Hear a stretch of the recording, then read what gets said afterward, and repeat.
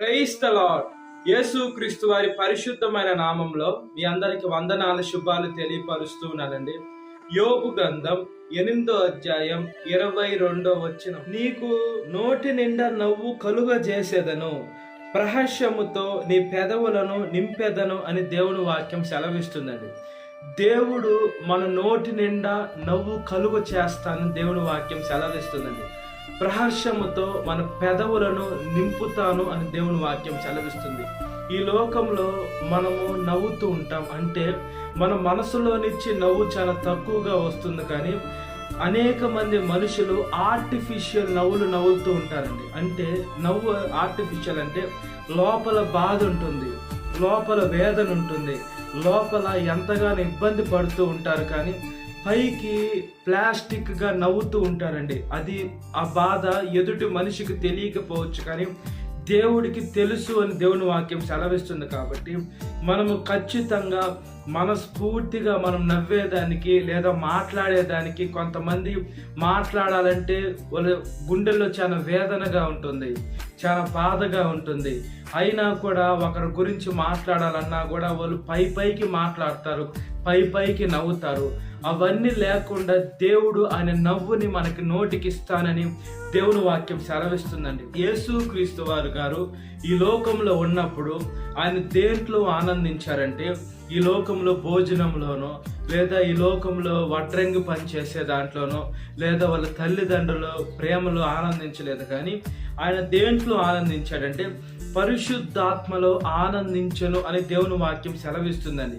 యేసు క్రీస్తు వారు పరిశుద్ధాత్మను ఎంతగానో ఆనందించారు. మనము కూడా పరిశుద్ధాత్మలో ఆనందించే బిడ్డలుగా ఉండాలి.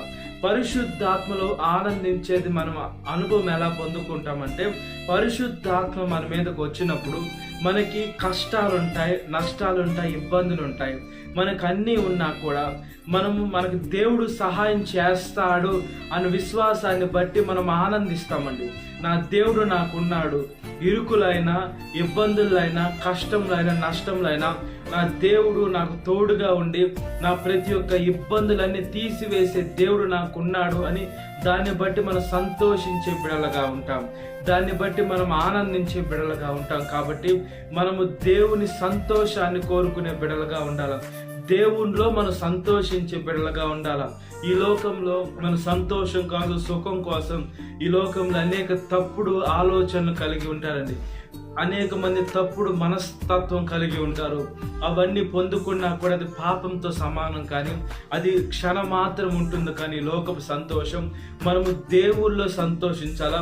మనము దేంట్లో నవ్వాలంటే దేవుని వాక్యం ఇతరులకు చెప్పి వాళ్ళు దేవుని మార్గంలో నడిచినప్పుడు మనం మనస్ఫూర్తిగా నవ్వాలా, సంతోషించాలండి. అది సంతోషంతో కూడిన నవ్వు రావాలి. కానీ మనం ఇతరుల్ని మోసం చేసి ఇతరులను ఎగతాళి చేసే నవ్వు మనలోకి రాకూడదండి. ఒకడు అలా ప్రార్థన చేశాడని నవ్వడము, లేదా ఒకడిని అలాగా అతను ఎందుకు అలా మాట్లాడని నవ్వడము, అతనికి వాక్యం సరిగా రాదు, బైబిల్ సరిగా చెప్పలేడు, పాట సరిగా కరెక్ట్గా లిరిక్స్ పాడలేడని నవ్వడము, ఒకరిని ఎగతాళి చేసే నవ్వులు మనకు ఉండకూడదు. కానీ ఒకరిని మనము ఎంకరేజ్ చేసేటువంటి బిడలుగా ఉండాలి. నువ్వు చేయగలుగుతావు, నువ్వు సాధించగలుగుతావు. ఎప్పుడైతే మనం ఎంకరేజ్మెంట్ ఇస్తూ ఉంటామో వాళ్ళు ఖచ్చితంగా ఆనందిస్తారు, దేవుని రుచిని వాళ్ళు తెలుసుకుంటారు, వాళ్ళు కష్టపడి నేర్చుకొని వాళ్ళు దాన్ని సంపాదించుకుంటారండి. మన కాడికి కూడా అతను బాగా వాక్యం చెప్పే ఆలోచన, వాక్యం చెప్పే తలాంతు దేవుడు ఇస్తాడు. మన కాడికి బాగా పాడేటువంటి తలాంతు ఇస్తాడు. మన కాడికి బాగా దేవుని సేవలు వాడబడే తలాంతుని ఇస్తాడు. కాబట్టి మనం ఎప్పుడు ఒకరిని చూసి తక్కువగా చూసి నవ్వుకోకూడదు, ఒకరిని చూసి ఎగతాళి చేయకూడదండి. మనం దేవుని పరిశుద్ధాత్మలో నవ్వుతూ ఆనందిస్తూ ఉండాలి. ఆ సంతోషము మనము నోటితో చెప్పేదానికి కూడా అది వర్ణించలేనటువంటి సంతోషం అండి, పరిశుద్ధాత్మలు ఆనందించడం. అయితే ఈ లోక ఆనందాలు ఎన్ని రోజులు ఉంటాయి, ఎంతసేపు ఉంటాయంటే అది మెరుపు వేగంతో వచ్చి వెళ్ళిపోతాయి. మనిషి ఒక రోజుకి 24 గంటలు ఉంటుందంటే ఆ 24 గంటలంతా సంతోషించలేమండి. 75% బాధలే ఉంటాయి, ఈ లోకపు ఆలోచనలే ఉంటాయి. ఒక 25% ఒక దాంట్లో మనం సంతోషించే బిడ్డలుగా ఉంటాం. అయితే ఎప్పుడైతే పరిశుద్ధాత్మలో మనం సంతోషం, దేవునిలో సంతోషం, వాక్యం నేర్చుకుంటూ మనం సంతోషం పొందుకుంటామో, ఈ లోకం అంతా మనకు వ్యతిరేకంగా అయినా కూడా మనం సంతోషంగా ఈ లోకంలో మనము జీవించే శక్తి పరిశుద్ధాత్మ దేవుడు మనకి ఇస్తాడు. కాబట్టి మనం దేవునిలో ఆనందించే బిడ్డలుగా ఉండాలా. నా యేసయ్య ఈ లోకాన్ని సృష్టించిన సృష్టికర్త నాతో ఉన్నాడని ఆనందించాలా.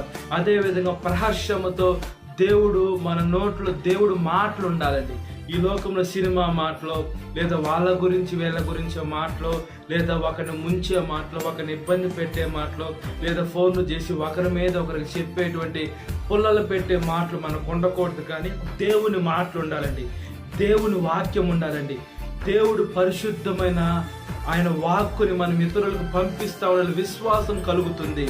దేని వల్ల కలుగుతుందంటే వాక్యం వింటూ యేసుని గురించి మాటల ద్వారా మనకు విశ్వాసము ఎదురు వాళ్ళకి కలుగుతుంది. కాబట్టి ముందు మనలో ఉండాలి విశ్వాసం. యేసుని గురించి వాక్యం మీద పట్టు మనకు ఉంటే మనము వాళ్ళు వేసిన ప్రశ్నలకి జవాబు చెప్పగలిగే టాలెంట్ దేవుడే ఇస్తాడు. వాళ్ళు ఏ ప్రశ్న అడుగుతాడో మనకు తెలియదు, మనం జవాబు ఎలా చెప్పాలో మనకు తెలియదు. అయితే దేవుడు వాడుకుంటాడు. కాబట్టి మనము దేవుడిని ఆనందించే బిడ్డలుగా ఉండాలండి. ఈ లోకపు ఆనందాలు, ఈ లోకపు ప్రేమలు, ఈ లోకమంతా ఒక మాయని మనం తెలుసుకునే బిడ్డలుగా ఉండాలి. దేవుడు వాగ్దానం అవునంటే అవునుగా ఉంటుంది, కాదంటే కాదుగా ఉంటుంది. దేవుడు అబద్ధమాడ జాలని దేవుడు అని కూడా దేవుని వాక్యం సెలవిస్తుంది. కాబట్టి మనం దేవుళ్ళు ఆనందించే బిడ్డలుగా ఉండాలి. మనం ఎల్లప్పుడూ దేవుణ్ణి మహిమపరిచే బిడ్డలుగా ఉండాలండి. బైబిల్ గ్రంథంలో శిష్యులు తమ ప్రాణాలకి తెగించినా కూడా వాళ్ళు మా దేవుణ్ణి వదిలిపెట్టమన్నారు. దేవుడు వాళ్ళని చూసి వాళ్ళ విశ్వాసాన్ని బట్టి ఎంతగా ఆనందించాడు.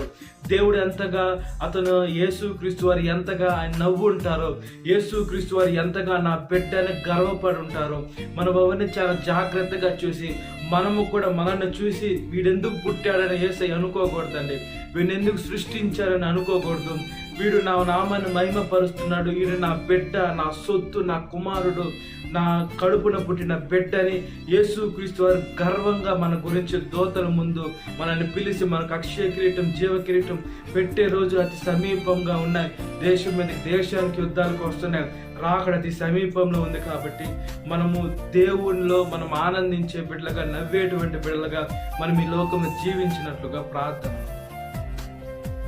మహాపరిశుద్ధాత్మ దేవ, మా ప్రియ పరలోకమందున తండ్రి, అయ్యా మీలో నేను ఆనందించే బిడ్డలుగా ఉండాలయ్యా. అయ్యా మీ నామాన్ని మహిమపరిచే బిడ్డలుగా ఉండాలయ్యా. అయ్యా మీ నామంని యేసయ్యా అనేక మందికి చెప్పేటువంటి బిడ్డలుగా ఉండాలయ్యా. యేసయ్యా మీ నామంలో యేసయ్యా సర్వలోకానికి వెళ్ళి సర్వ సృష్టికి యేసుక్రీస్తు దేవా మీ గురించి సువార్తని ప్రకటించే అధికారాన్ని, ఆ శక్తిని, వాక్ శక్తిని మాకు దయచేసినందుకు స్తోత్రం చెల్లిస్తున్నామయ్యా. యేసు మీ ఆత్మని దయచేయండి అయ్యా. యేసు ఈ లోకపు ఒకరిని కింద పడితే, ఒకరు బాధపడితే వాళ్ళ గురించి నవ్వుకోవడం కాదు నాయన. ఒకరు ఇబ్బంది పడితే యేసయ్యా, ఒకరు శ్రమలు పడితే వాళ్ళ గురించి నవ్వుకోవడం కాదు నాయన. వాళ్ళని మీ వైపు తిప్పి, మీ మార్గంలో తిప్పి, సాతాను ఆలోచన చిత్తు అయినప్పుడు అప్పుడు నవ్వుకునే బిడ్డలుగా ఉండాలా. అదేవిధంగా మనుషుల్ని, ఈ లోకంలో మనుషుల్ని పొగిడేది యేసు అలాంటి ఆర్టిఫిషియల్ మాటలు కాదు నాయన. మనస్ఫూర్తిగా మీ గురించి మాట్లాడే మాట తీరును మాకు దయచేయమని అడుగుచున్నాము నాయన. ప్రతి ఒక్క యవనస్తురాలను కాపాడండి ప్రభువా. యవన వయసులో కాడి మోటి నరునికి మేలు నాయన. ఆ కాడి మోపింది యెహోవాయే కాబట్టి మీ కాడి మోసే శక్తిని దయచేయండి నాయన. ఈరోజు చనిపోయిన వారి గురించి అయితే కాదు, కానీ వాళ్ళ బంధువర్గాలు, వాళ్ళ రక్త సంబంధికులు, వాళ్ళ స్నేహితులు, వాళ్ళ కొలీగ్స్ని జ్ఞాపకం చేసుకోండి అయ్యా. చనిపోయిన వాడిని మేము మళ్ళీ తిరిగి చూడలేం. అయితే క్రీస్తులో చనిపోతే పునరుద్ధరణ అయినప్పుడు రెండో మరణంలోకి వెళ్ళకుండానయ్యా, మీ రెండో రాకడ వచ్చినప్పుడు అయితే చూడగలుగుతారు మీలో చనిపోతే. కాబట్టి ప్రతి ఒక్కరూ నీటి బాప్తిసం తీసుకొని యేసు మీ మార్గంలోకి నడిచేదానికి సహాయం దయచేయండి. ఆజ్ఞానుసారంగా జీవించేదానికి సహాయం దయచేయండి. చనిపోయిన వారు ఎవరైతే యేసయ్య మీ దగ్గరికి రారు, బాప్తిసం బాప్తీసం తీసుకున్న వారు అందరూ తిరిగి పర్లేరేమో, ఎందుకంటే మీ మార్గంలో జీవించలేరు కాబట్టి మా జీవితాన్ని చాలా జాగ్రత్తగా కాపాడుకునే శక్తిని దయచేయండి. ఈరోజు పెళ్లి రోజు జరుపుకునేటువంటి వారిని కాపాడండి.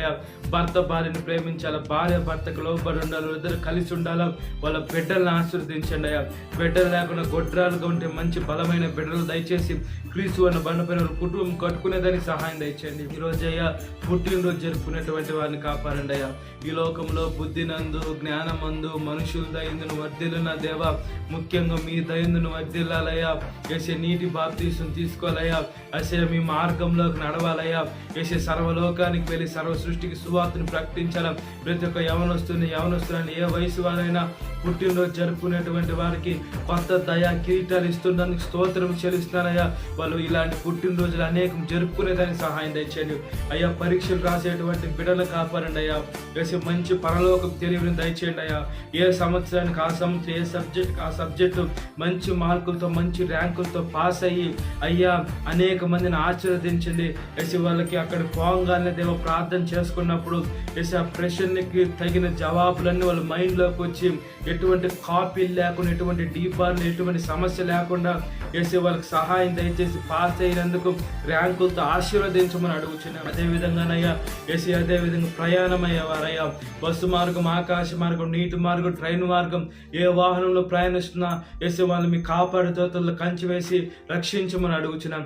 ఎవరైతే అనారోగ్యం హాస్పిటల్, ఐసీలు, ఇంటెన్సివ్లో ఉన్నారో ఆరోగ్యం, బలం, శక్తిని దయచేసి దీర్ఘాయుష్మంతులుగా దయచేసి మీలో మారు మనసులోకి వచ్చేదానికి సహాయం దయచేసి నీటి బాప్తిసం తీసుకునే శక్తిని దయచేయండి అయ్యా. సాతాను శోధన ప్రతి ఒక్క పెన్ను విడుదల దయచేయండి. ఈ వాక్యం వీటిన ప్రతి ఒక్క పెన్ను పేరు రచన జ్ఞాపకం చేసుకోండి. ఈ దినకాలపు తినింపమని ప్రజలైన యేసుక్రీస్తు వారి పరిశుద్ధమైన నామంలో మిక్కిలి వినం తడుచున్నాను మా పరలోకమందున్న తండ్రి, ఆమేన్.